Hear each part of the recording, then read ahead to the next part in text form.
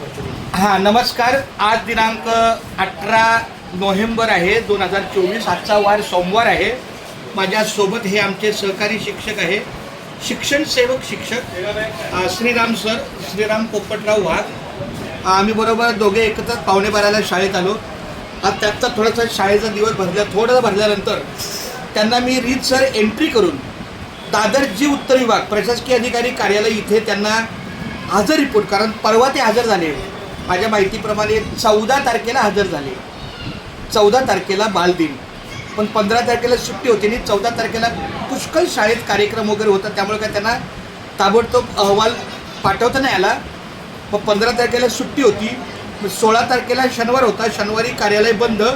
17 तारखेला पुन्हा रविवार, म्हणून ते आज 18 तारखेला आले पहिले शाळेत.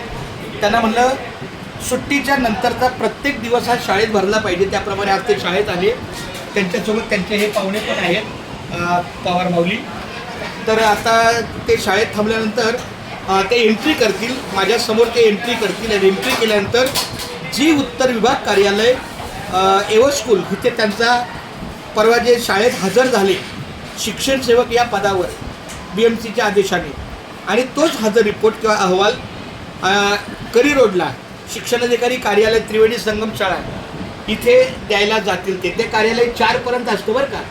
ते कार्यालय 4 वाजेपर्यंत असतं. 4 वाजेपर्यंत पोचण्याचं तुम्ही सहकार्य करा.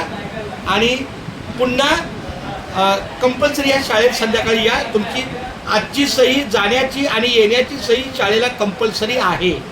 त्यामुळे तुम्ही इथं साधारण तिथं आता विचार करा, 4 पर्यंत जरी तिथं दिलं तर इथं तुम्ही 4:30 किंवा जास्तीत जास्त 5 वाजतील. 5 वाजेपर्यंत यायचंच.